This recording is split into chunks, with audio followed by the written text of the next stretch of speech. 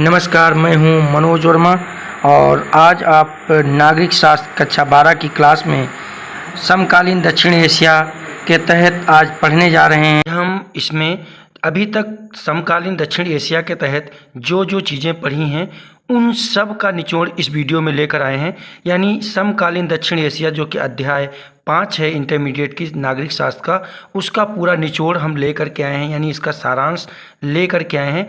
इस वीडियो को अगर आप पूरा देखते हैं तो मैं समझ सकता हूं कि इस अध्याय से जुड़े सारे पहलुओं को आप देख लेंगे। पहले देखा जाए तो इसमें हमने आपको पहले पढ़ा दिया है दक्षिण एशिया के तहत पाकिस्तान में सेना और लोकतंत्र, बांग्लादेश में लोकतंत्र, नेपाल में राजतंत्र और लोकतंत्र, इसी के साथ साथ श्रीलंका में जातीय संघर्ष और लोकतंत्र के बारे में बताया है। भारत और पाकिस्तान के संघर्ष के बारे में मैंने पिछले वीडियो में आपको समझाया है। भारत के साथ अन्य पड़ोसी देशों के साथ कैसे संबंध हैं उनको भी हम पढ़ा चुके हैं। शांति और सहयोग के अंतर्गत हमने दक्षेश यानी सार्क के बारे में भी विस्तृत जानकारी दी है। तो इस अध्याय में यानी इस वीडियो में हम आपको वो सारी चीज़ें बताएंगे जिनके बिना आपका ये अध्याय अधूरा रहता है। यानी कहने का मतलब ये है कि इसमें हम सारे जो चीज़ें पढ़ाई गई उनका सारांश देंगे।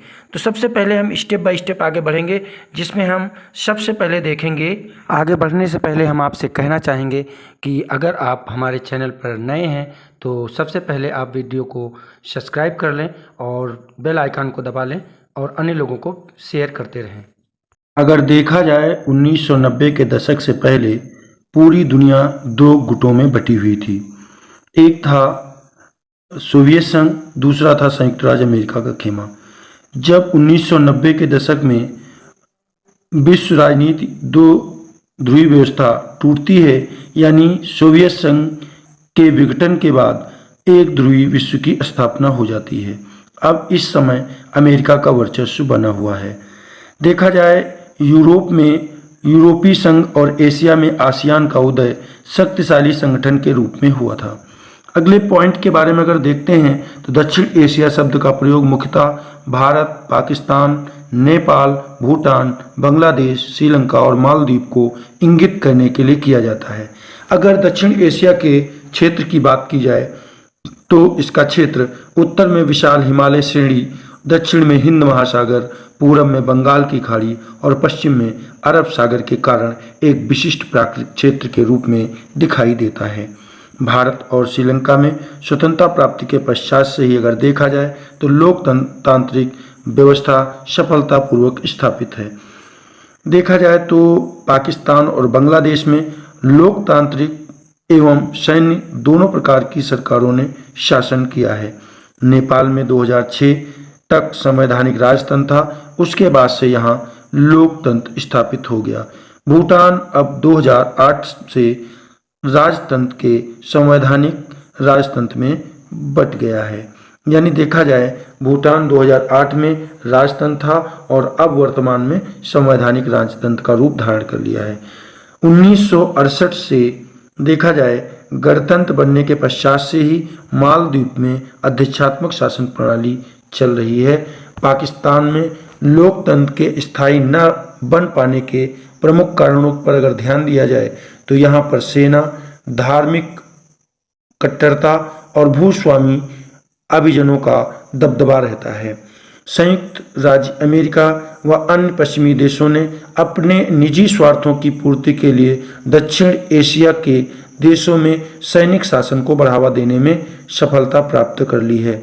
सन 1947 से 1971 तक बांग्लादेश पाकिस्तान का एक हिस्सा हुआ करता था, जो दिसंबर 1971 में भारत और पाकिस्तान के युद्ध के बाद एक स्वतंत्र देश के रूप में अस्तित्व में आया। बांग्लादेश में 1975 में सैनिक शासन की स्थापना हो गई। सन 1991 से बांग्लादेश में बहुदलीय चुनावों पर आधारित प्रतिनिधिमूलक लोकतंत्र की स्थापना हो चुकी है और चल रही है। नेपाल के अतीत की बात की जाए तो नेपाल अतीत में एक हिंदू राष्ट्र था जो 1990 तक यहाँ संवैधानिक राजतंत्र भी रहा। 2002 में नेपाल के राजा ने संसद को भंग करके लोकतंत्र को समाप्त कर दिया था। 2006 में जब नेपाल में देशव्यापी लोकतंत्रात्मक शासन के समर्थन में प्रदर्शन हुए, उसके बाद नेपाल में लोकतंत्र की स्थापना हो गई। श्रीलंका की राजनीति में अगर देखा जाए तो बहुसंख्यक सिंहली समुदाय का वर्चस्व है।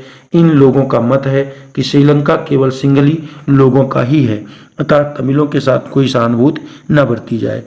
दक्षिण एशिया में भारत की केंद्रीय स्थिति होने के कारण देखा जाए अधिकांश संघर्षों का रिश्ता भारत से जोड़ा जाता है। भारत और पाकिस्तान के मध्य संघर्ष के मुद्दों की अगर बात की जाए तो इसके कारण में कश्मीर, सियाचिन ग्लेशियर पर नियंत्रण, हथियारों की होड़ और सिंधु नदी जल बंटवारा आदि मुद्दे हैं। भारत और बांग्लादेश के मध्य अगर देखा जाए तो गंगा ब्रह्मपुत्र नदी के जल में भागीदारी सहित कई मुद्दों पर मतभेद है। अगर सहयोग की बात की जाए तो भारत और बांग्लादेश के बीच में आर्थिक संबंध, आपदा प्रबंधन और पर्यावरण संबंधी मुद्दे मेन इसके सहयोग के क्षेत्र हैं। भारत और पाकिस्तान के बाद में भारत बांग्लादेश, अब भारत नेपाल के मध्य देखा जाए तो कई बातों को लेकर के दोनों के बीच में संधि हुई है, जिनमें नागरिक एक दूसरे देश में बिना किसी पासपोर्ट और वीज़ा के आ जा सकते हैं और कार्य भी कर सकते हैं। दक्षिण एशियाई देशों में अगर देखा जाए तो आपसी सहयोग को बढ़ाने हेतु दक्षेस नामक संगठन की स्थापना की गई है। दक्षिण एशिया के सभी देश अपनी सीमा रेखा के आर पार मुक्त व्यापार को सहमत अगर हो जाएं तो इस क्षेत्र में शांति एवं सहयोग की शुरुआत हो सकती है। इसके पीछे साप्ता का हाथ है। सार्क यानी दक्षेस के मुख्यालय की बात की जाए तो इसका मुख्यालय काठमांडू नेपाल में है।